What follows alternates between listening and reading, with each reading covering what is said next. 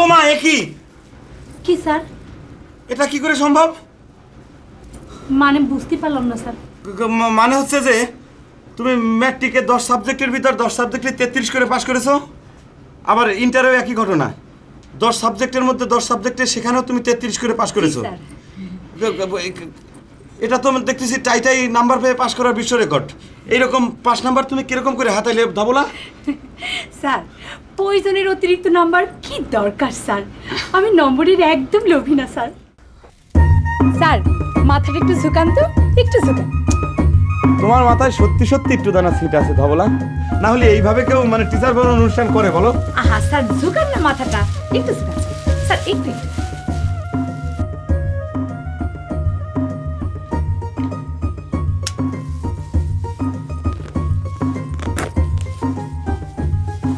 Sir, একটু চুলটায় চিরুনি দিয়ে না। আবার চুল আসতে হবে কেন? ফটো তোলার জন্য। আবার ফটো তোলার কি প্রয়োজন? থানায় পাঠাতে হবে। থানায়? ও মা, থানায় নিচ্ছে কিসের জন্য? Sir sir sir, security purpose. আপনি যদি ছাত্রীটি নিয়ে পালাইয়া যান, আপনার ফটো না থাকলে আব্বা ধরাইয়া দিন বলে পত্রিকা আপনার ছবি ছাপবেন কি করে? পলায়া যান, ধরায়া দিন, এসব কি ফাউল কথাবার্তা বলতিছো ধবলা তুমি? বললাম না, সিকিউরিটি। প্রাইভেট মাস্টার ছাত্রীর সঙ্গে ভাবসাব করে কোর্টে নিয়ে বিয়ে করার মেলা ঘটনা ঘটিছে, তাই আব্বা বলে দিয়েছেন আপনার ফটো তুলে নিয়ে যেতে হবে, থানায় জমা রাখবেন। কি আর করা, তোমার টিরাপে যখন আমি পড়েছি তখন তুমি যা বলবা মানে তাই শুনতে হবে। না এখন ফটো তোলো, যত খুশি ফটো তোলো। মাহিলা, ফটো তোল।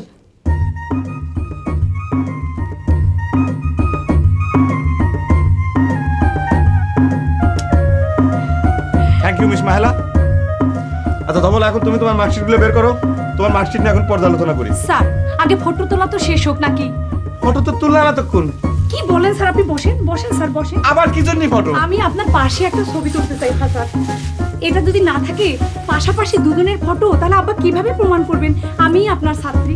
ওরে মারে, আমি তোমারে কথা দিতেছি, আমি তোমারে নিয়ে পলায় যাওয়ার কোনো সম্ভাবনা নেই। স্যার স্যার স্যার স্যার, আস্তে স্যার, কোনো কিছু জোর দিয়ে বলন যায় না স্যার, কখন কি হয়ে যায় স্যার, একটু। কি ও মা, মাথায় ঘুমটা টানতেছো কেন তুমি? স্যার, এটা কি বলতেছেন আপনি? শিক্ষক হলেও আপনি পরপুরুষ, ফটোর মধ্যে আপনার পাশে ঘোমটা ছাড়া কেমন করে বসি স্যার? স্যার, একটু হাসেন। মাহেলা, ফটো তুল। দাঁড়া দাঁড়া স্যার, একটু হাসেন, এভাবে না স্যার, সুন্দর করে।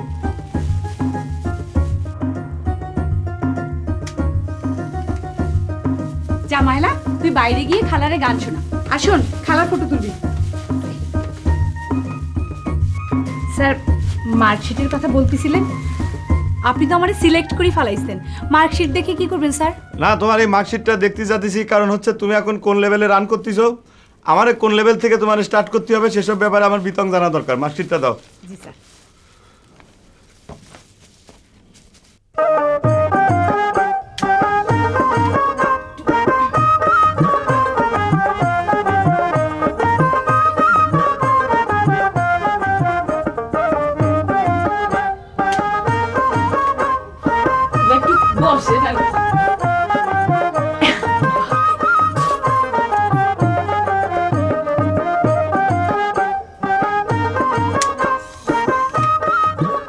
ও মা, একই কি স্যার? এটা কি করে সম্ভব? মানে বুঝতে পারলাম না স্যার। মানে হচ্ছে যে তুমি ম্যাট্রিকে 10 সাবজেক্টের ভিতর 10 সাবজেক্টে 33 করে পাশ করেছো, আবার ইন্টারেও একই ঘটনা, 10 সাবজেক্টের মধ্যে 10 সাবজেক্টে সেখানেও তুমি 33 করে পাশ করেছো। এটা তো দেখতেছি টাইটাই নাম্বার পেয়ে পাশ করার বিশ্ব রেকর্ড। এইরকম 5 নাম্বার তুমি কিরকম করে হাতাইলে ধবলা? স্যার, প্রয়োজনের অতিরিক্ত নাম্বার কি দরকার স্যার? আমি নম্বরের একদম লোভী না স্যার। টাইটাই নাম্বার পেয়ে পাশ করার এটাই বোধহয় বিশ্ব রেকর্ড। তুমি আজকে যাও ধবলা। কেন স্যার? আমার না না, আমার মানে ধন্দু লাগতেছে। এই এই বিশ্ব রেকর্ডের ধাক্কাটা আমার মাথা থেকে যাক, তুমি কালকে এসো। যাও। জি স্যার। যাও যাও যাও। আপনি যা বলবেন স্যার। স্যার, আমার মার্কশিট। না, মার্কশিট থাক, এই মার্কশিটটা আমি বাধায়ে ওই জাদুঘরে দিয়ে দেবো, তুমি যাও। জি স্যার। সর্বনাশ, টাইটাই 33। ওই রাতের বেলা কি একটা পরামর্শ আছে বলছিলেন? বসছি, বসো। কি পুস্তক পড়তেছেন দুলো ভাই? ওই ফুটবলের প্রশিক্ষণের উপর একটি পুস্তক। তা তা আপনি যেরাম লেখাপড়া করেন, আমার বিশ্বাস যে বড় হয়ে আপনি একটা বিরাট ফুটবলের কোচিং হবেন। মস্করা রাখো, যা করতে চাই সেটা শোনো। জি বলেন দুলা ভাই। তুমি আমার ছেলে মেয়েদের মামা, জি। তাদের মতিগতি ঠিক রাখার দায়িত্ব তোমার। আরে আমি তো কোচিং নিয়ে ব্যস্ত থাকি। এত বিস্তারিত না বলে কুসুমটা বলেন দুলা ভাই। তোমার ভাগ্নি খুশবু আজকাল একটু বেশি বেশি হোমওয়ার্ক করছে, বুঝলে? এই কয়েকদিন আগে দেখলাম ওই ফিজা বাড়ির গেটের সামনে দাঁড়ায় হোমওয়ার্ক করাচ্ছে। আর আজকে আজকে ওই খুশবু 2 গ্রাম পাড়ি দিয়ে ফিজার বাড়িতে গিয়েছে হোমওয়ার্ক করতে। আচ্ছা, এই বেশি বেশি হোমওয়ার্ক একটু সন্দেহের জন্ম দেয় নাকি? তুমি কি মনে করো? জি, বেশি বেশি হোমওয়ার্ক প্রেম ওয়ার্কের জন্ম দিতে পারে। তোমার ধারণা সঠিক, কিন্তু আমি চাই ও মাস্টার ডিগ্রি করবে। হোমওয়ার্কের নামে প্রেম ওয়ার্ক করলে সেটা সম্ভব হবে না। জি দুলা ভাই। আর ওদিকে তোফা, সে তো আয়নার প্রশংসা পঞ্চমুখ। সে তো উদ্দেশ্যমূলক সঙ্গীত রচনা করে, আবার গানও গায়। ওই যে সেদিন আয়না বসায় দিয়ে মোর কলবের ভিতরে বলে জিকির সঙ্গীত করছিল। এইটা একটা মারফতি সঙ্গীত দুলা ভাই। ওই মারফতি সঙ্গীতের মারফতি আমি বুঝি, বুঝেছ? কিন্তু ওই হারেম খার মারেম খার যদি তাদের নিজেদের মধ্যে সম্প্রীতি ঠিক না করে, তাহলে আমি ওদের সাথে সম্পর্ক তৈরি করব না, বুঝেছ? সুতরাং আয়নার মারফতি সঙ্গীত আমি আর শুনতে চাই না। তোমার 2 ভাগ্নির মতিগতি এখন ফেরাতে হবে, বুঝেছ? জি দুলা ভাই। আর ওই যে খুশবুর জন্য, মানে ওর মতিগতি ফেরানোর জন্য যে টুকটাক তোমাকে করতে বলেছিলাম, এখন সেটা ওই তোফার জন্য করবা, বুঝছো? দেখেন দুলা ভাই, আমি একটা সত্যি কথা বলি, আমি টুকটাক করলে উল্টো অ্যাকশন হতে পারে। উল্টা মানে? মানে দুলা ভাই, ওই আমি ইয়াং ছেলে মেয়েদের জোড়া লাগানোর টুকটাক শিখেছি, কিন্তু জোড়া সারানোরটা শিখি নাই। কেন শেখো নাই? সারানোটার বেশি চাহিদা নাই, ডিমান্ড একদমই কম। তাইলে এখন কি করা যাবে বলো? আপনার একটু শক্ত হতে হবে দুলা ভাই। আপনার ভিতরে একটা রাগ পয়দা করতে হবে। ওই রাগ আর চোখ রাঙানি দিয়ে তাদেরকে সামলাইতে হবে, তা না হলে পারবেন না। হ্যাঁ, ওরা আমার মা মরা ছেলে মেয়ে, বুঝলে? ওদের উপর আমি রাগ করতে পারি না। এটা ফ্রেন্ডলি সম্পর্ক বজায় রাখি। ওই ফ্রেন্ডলি সম্পর্ক দিয়ে হবে না দুলা ভাই, রাগ বাড়ান। আচ্ছা, এই রাগ বাড়ানোর কোনো তাকতুক আছে নাকি? যে না, ওই কমানোরটা শিখছি। যেটা শেখা সেটাই শেখো নাই, যাও। শোনো, তুমি আবার ওদের ওই জোড়া লাগানোর তাকতুক সাপ্লাই দিও না। দেখি কি করা যায়।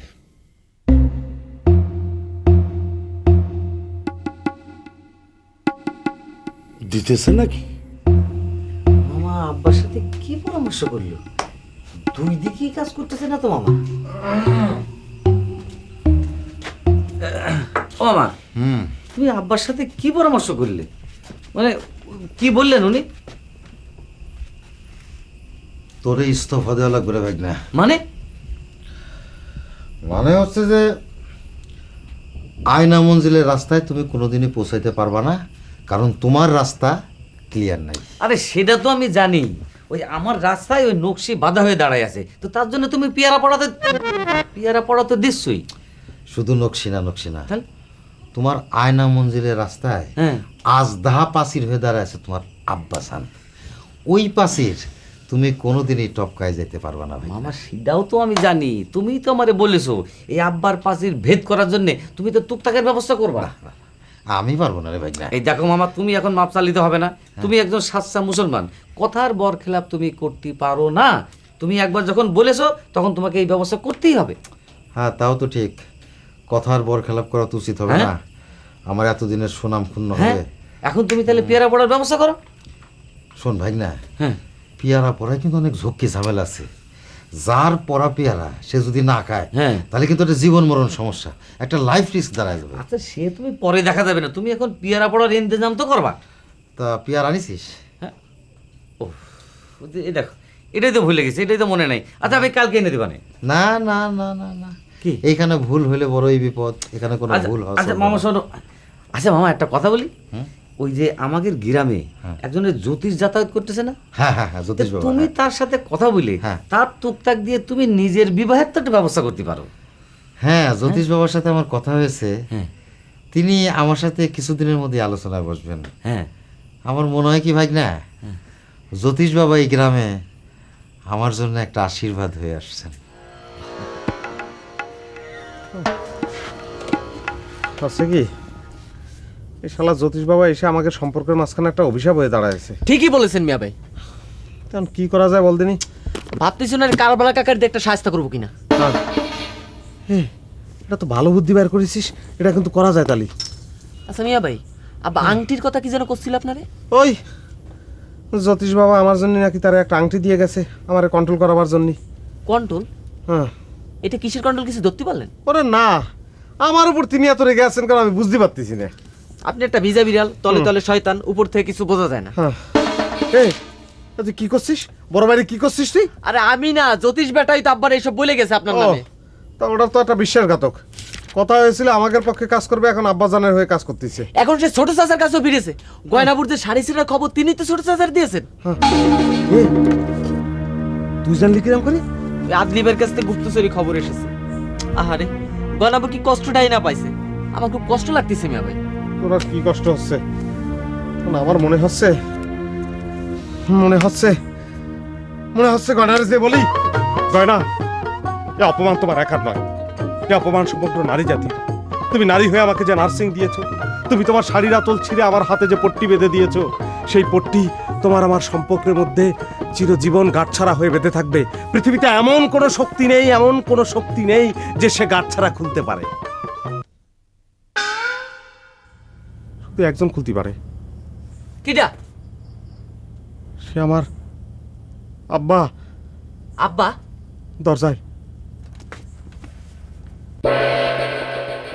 কই, দরজায় তো কেউ নেই। ভালো করে দেখ, ভালো করে দেখ। আরে দরজায় তো কেউ নেই। ওরে ভালো করে দেখ। আরে দেখছি তো, আপনি শুধু শুধু চিন্তা করতেছেন। দরজায় কেউ নেই।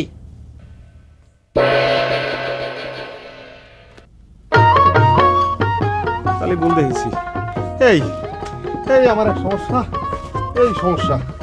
যখনই বিদ্রোহীর কথা ভাবি তখনই আব্বাজানের ছবিখান চোখের সামনে ভাসে, আর তখনই আমার সব বিদ্রোহের আগুন কোথায় পানি হয়ে যায়। আমারও একই সমস্যা মিয়া ভাই, কিন্তু আর বসে থাকলে চলবে না।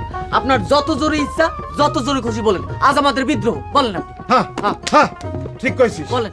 আজ বিদ্রোহ, ফরাসি বিপ্লব, ফরাসি ফরাসি বিপ্লব। বলেন। বুঝছো গয়না, গয়না তুমি তোমার শাড়ির আঁচল ছিঁড়ে দিয়ে যে পট্টি আমার হাতে বেঁধে দিয়েছো, যদিও সে পট্টি এখন হাতে নাই, তবুও সে কল্পনায় পট্টি আমাদের সম্পর্কের মধ্যে চিরজীবন গাঁটছাড়া হয়ে বেঁধে থাকবে। পৃথিবীতে এমন কোনো শক্তি নেই, এমন কোনো শক্তি নেই সেই গাঁটছাড়া খুলতে পারে। হাসান, হাসান আবার আইছে। শুধু শুধু আপনি চিন্তা করতেছেন, কেউ আসে নাই। না না, বলে দেন আপনি। তবু তবু তুই ভালো করে দেখ আইছে। আরে দূর, আপনার ভিতরে আব্বার ভূত বাসা বেঁধেছে, তাই বারে বারে উল্টো পাল্টা বকতেছেন। তবু ভাই, ভাই তুই ভালো করে দেখ আইছে, আইছে। কি আইছে? জি মিয়া ভাই, ও সত্যি সত্যি আসছে মিয়া ভাই। হ্যাঁ, আসসালামু আলাইকুম আব্বা। ওয়ালাইকুম সালাম। তোমরা কি কিছু বলা কওয়া করতেছিলে আব্বা? জি আব্বা। কি বলা কওয়া করতেছিলে? আপনি যা যা শুনেছেন সব বলা কওয়া করতেছিলাম। ফরাসি বিপ্লব, বিদ্রোহ, জি। এইসব কথা। আব্বা শোনা কথায় বিশ্বাস করতে নাই। ভাসান, তোমার একটা হাত দিয়ে আসান খার কান ধরো। আসান খা, জি আব্বা। তোমার বাঁ হাত দিয়ে তোমার বাকি কান ধরো। এই, এখন ওই জ্যোতিষ বাবুদের আংটি পড়ার পর এইসব বিদ্রোহ টিদ্রোহ সব শেষ হয়ে যাবে। আইসো, খাইতে আসো। কই আছে মাগুর, আছে পুঁটি, আছে আচ্ছা আদলি ভাই, আমরা তো দুইজনই মেলা দিনের বন্ধু, তাই নেই? তা ঠিক হয়েছে।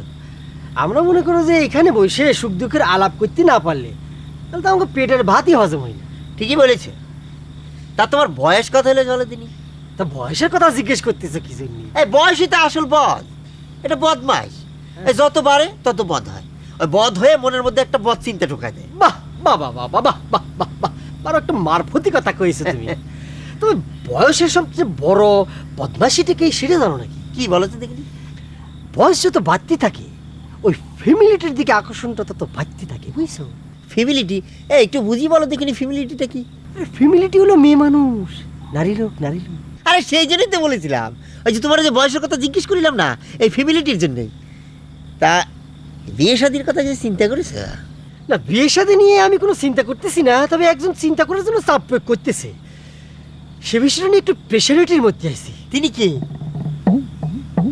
তিনি তো সবসময় আমার চোখের মধ্যে ভাসতে থাকি। তিনি চলে আসছেন, বুঝে দাঁড়িয়ে আছে।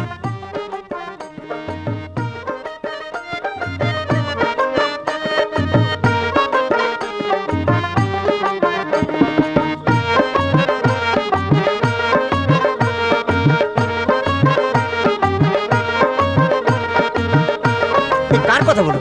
আমি তো কিছু দেখতে পারতেছি না। তোমার তো দেখার কথা না বন্ধু, উনি তো আমার মনের ভিতরে। এই কিছুদিন যাবত তোমার ওনার মতো আমারও মনের মধ্যে একজন বাসা বাঁধছে। সত্যি নাকি? চোখ খুলে আমার চোখের সামনে এসে খাড়া হয়ে যায়। বলো কি? ওই যে এসে পড়েছে, ওই যে।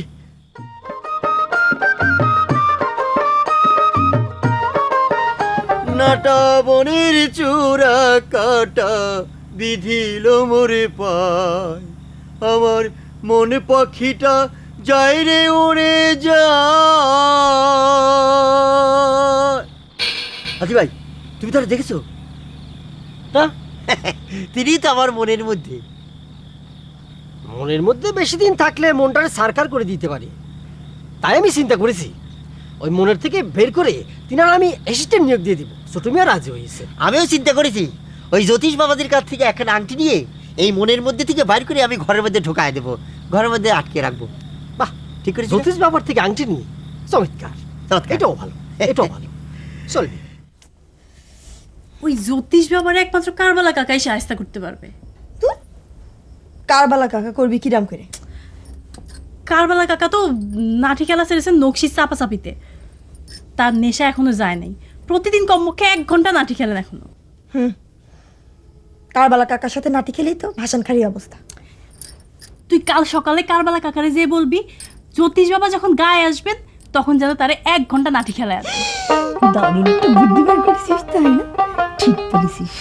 তারপরে কারবালা কাকার সামনে জ্যোতিষ বাবারে ছাড়ি দিতে হবে, তখন আর তিনি মাথা বাঁচাতে পারবে না। কিন্তু কারবালা কাকা কি জ্যোতিষ বাবাকে মারতে রাজি হবে না? তুই গিয়ে বললে কারবালা কাকা রাজি হয়ে যাবেন, তিনি তোরে খুবই ভালোবাসেন, আর আমি তো থাকবোই। ভালো বুদ্ধি বার করেছিস। ঘুম আসতেছে, এমনি ঘুম আসতেছে, ঘুমায় না।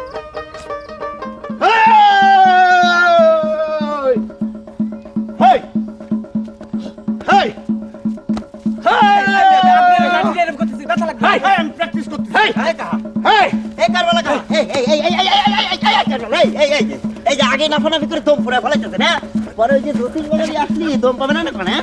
এই মূর্খ! আমি কেন? যত না পাবো তত দাম বাড়বে। এই কি তুই খেলার কি বুঝিস? কাকা আসতেছে, আসতেছে। বাইরে ভাষা ইংলিশ করে দিন মুখে। কাকা আসতেছে, কাকা আসতেছে, আসতেছে কাকা, আসতেছে, আসতেছে কাকা, আসতেছে। এবার খেলা দম বেড়ে ভালো করে দিস। কাকা, কাকা শোনেন কাকা, ঠিক ওর মাথার মাঝখানে কইসে একটা মারি দেবেন কাকা। কি করছিস? কারবালা মাথা ছাড়া কিছু চেনে না। কাকা আসতেছে, আসতেছে কাকা, আসতেছে।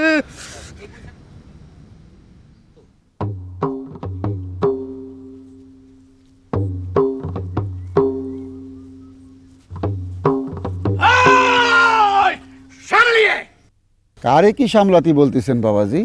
আমার তো সবকিছু সামলানোই রয়েছে। আসসালামু আলাইকুম বাবা। ওয়ালাইকুম আসসালাম। বাবাজি, আপনার শরীরের ব্যথা কমেছে? না বাবা, এই ব্যথা তো 7 দিনের আগে যাওয়ার কথা না, না কাকা?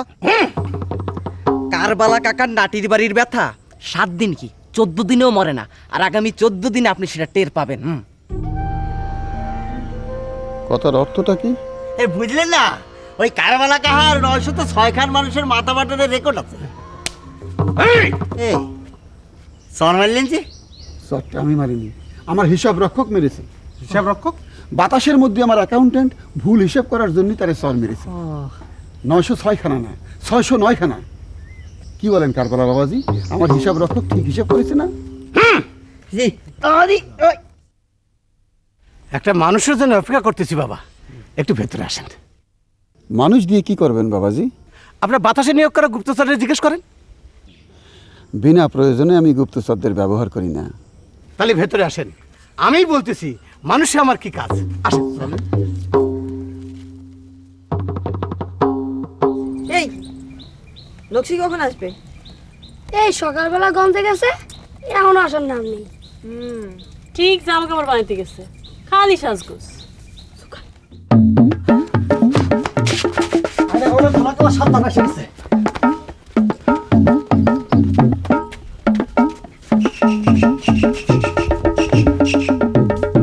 কি বাবাজি?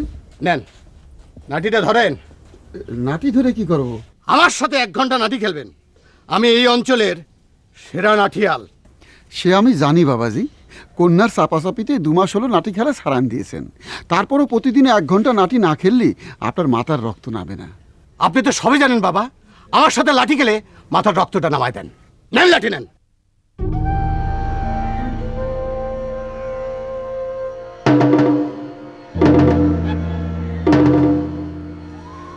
বাবাজি, আমি হস্তরেখা গণনা করি, হাতের রেখা নিয়ে কারবার করি, নাটি নিয়ে কারবার আমি করি না বাবাজি, আমারে ক্ষমা করেন। আমি যারা টার্গেট করি তার সাথে আমার খেলতেই হয়। ধরেন নাটি ধরেন। আপনি কিন্তু নিজের ক্ষতি নিজে ডেকে আনতেছেন বাবাজি। নিজের মাথার প্রতি মায়া থাকলে ক্ষান্ত দেন। বেশি কথা বলেন না, ধরেন ধরেন করতেছি।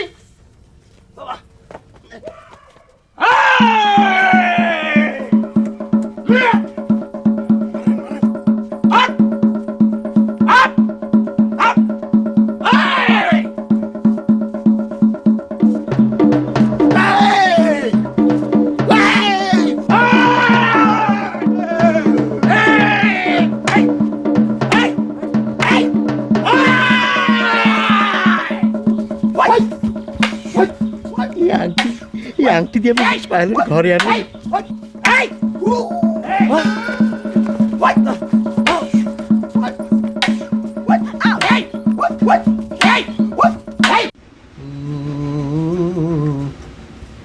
আঙ্গুরি বেগম, হাজবেন্ডের পারমিশন না নিয়েই চলে যাচ্ছেন, আমার কি খরচের খাতে ফেলে দিলেন নাকি? আমি কি একটু বাইরে যেতে পারি হাসবেন্ড সাহেব? এই কথা সুর তো ভালো ঠেকতেছে না। আমি তো সাবিনাই আসবেন না যে মেহগনি সুরে কথা বলবো। আরে আমি তো মেয়গিরি সুরের কথা বলতেছি না, আমি বলছি আঙ্গুরের স্বাদ যখন কামরাঙার মতো হয়ে যায় তখন তো ভয়ের ব্যাপার। আঙ্গুরের স্বাদ কামরাঙার মতো হয়েছে আপনারই কারণে। সে না হয় মানলাম, কিন্তু কোথায় যাতেছো সেটা তো জানতে পারি না। কি কোথায় যাতেছো? মিয়া ভাইয়ের বাড়ি। মিয়া ভাইয়ের বাড়িতে? তার কাছে কি কাজ? মিয়া ভাইয়ের বাড়িতে তো শুধু মিয়া ভাই থাকে না, অন্য মানুষও থাকে। যাইতেছে নন্দীর সাথে সলা পরামর্শ করতে। নন্দী মানে রুমালির সঙ্গে পরামর্শ? ব্যাপারটা কেমন একটু রাজনৈতিক মনে হচ্ছে না? 2 ভাই রাজনৈতিক করতে পারেন, আর নন্দী ভাবিতে করলেই দোষ। ব্যাপারটা তো ভালো ঠেকতেছে না। আদেলতে, এই আদেল, এই আদেলতে, আমাকে ডাকিছেন, আমার তো সাজগোজ এখনো কমপ্লিট। সাজগোজ পরে কর, তোর চাচিরে ফলো কর। চাচিকে ফলো করবো কি জন্যে? ফলো করে দেখ কোথায় যায়, কার সঙ্গে কি বলা কওয়া করে, সবাই সামনে রিপোর্ট কর। চাচির কি আপনি সন্দেহ করতেছেন নাকি? আচ্ছা কাক সন্দেহ করতেছে? আচ্ছা লোকটা কিটা? চাচি যাচ্ছে মিয়া ভাইয়ের বাড়িতে, রুমালির সঙ্গে আলাপ করবে, পরামর্শ করবে, কি কথাবার্তা হয় সবাই সামনে রিপোর্ট কর।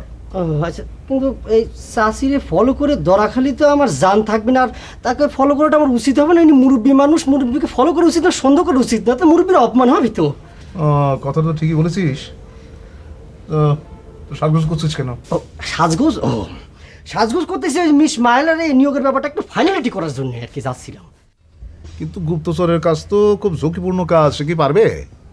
ছোট মিয়া, আমি তো আপনাকে বলেছি তার এক্সপিরিয়েন্স এটি আছে, তাছাড়া তাকে ইন্টারভিউ করা হবে। তা ইন্টারভিউতে তারে তুমি কি প্রশ্ন করবা? তারে আমি প্রথমে যে প্রশ্নটা করবো সেটা হলো পৃথিবীর সেরা গুপ্তচর কিটা? পৃথিবীর সেরা গুপ্তচর কিটা তুমি জানো? হ্যাঁ জানি তো, পৃথিবীর সেরা গুপ্তচর হলো দস্যু বনুর। ও, দস্যু বনুর কি গুপ্তচর ছিলেন? হ্যাঁ, তিনি একাধারে গুপ্তচরও ছিলেন এবং দস্যু ছিলেন। আর সাধারণ নলেজ সম্পর্কে আমি কিছু তাকে প্রশ্ন করবো। কি প্রশ্ন করবা? যেমন ধরেন যে লন্ডনের রাজধানীটা কোথায়? লন্ডন কি একটা দেশ? ছোট মিয়া, জেনারেল নলেজের বইগুলো একটু পড়বেন। আচ্ছা, তো তুমি বলো তো লন্ডনের রাজধানী কোথায়? লন্ডন যে আমি জানি না। তো যেই প্রশ্নের উত্তর তুমি জানো না সেই প্রশ্ন তুমি ইন্টারভিউ তাকে করবা? যে ইন্টারভিউ নিতে হলে প্রশ্নের উত্তর না জানলেও চলবে। যে আমি একটু যাই, আমার সাজগোজ বাকি আছে তো। ছাগল কোথা হার মানেন, হার মানেন, হার মানলি খেলা দেখতেছি না, খেলবো কি করে? হার মানেন। আপনি মাথা বাঁচাতে কি চোখের কথা ভুলে গিয়েছিলেন? আর স্বীকার করতেছি না, তবে স্বীকার করতেছি, আমি স্বীকার করতেছি আপনারা আমি হারাতে পারি নাই। ধন্যবাদ।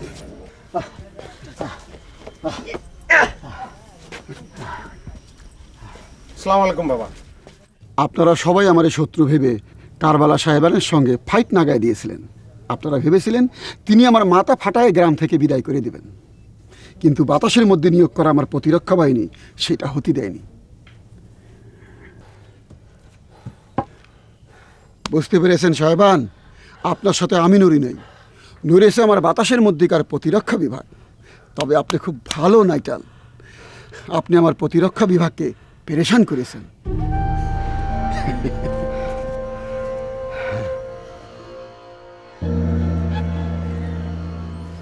আপনারা আমার এই শত্রু মনে করলে শত্রু, মিত্র মনে করলে মিত্র। আপনারা ইয়াং ছেলে মেয়ে, ভবিষ্যৎ দুনিয়াটা আপনাদের। আপনাদের ভবিষ্যৎ দুনিয়াটা যাতে সুন্দর হয়, আপনার পিতামাতারা যাতে সুখে শান্তিতে থাকেন, সেজন্য আমি আপনাদের পিতা হুজুরদের সাথে একসঙ্গে কাজ করে যাব। বুঝতে পেরেছেন আম্মাজান? জি জি। আপনি বুঝতে পেরেছেন? জি। আপনি আমার কাছে হস্তরেখা গণনা শিখতে চেয়েছিলেন, অধৈর্য হবেন না, শিখাই দেব।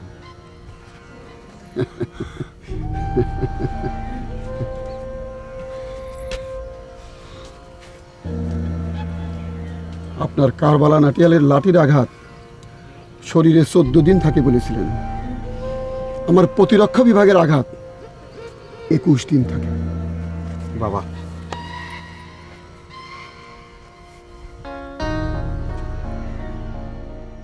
বাবা আসসালামু আলাইকুম।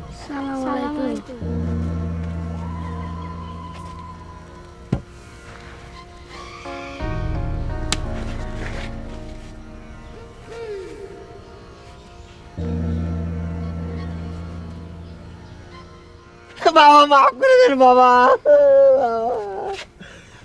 কালাধলা, তোমার আব্বাজানরে ঘরে নিয়ে যাও, সারা শরীরে তেল মালিশ করো, যাও। জি জি আচ্ছা।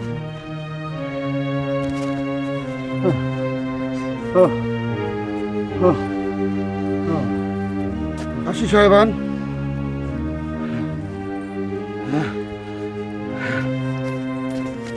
আচ্ছা, এটা এটা কিরা হলো কাকা?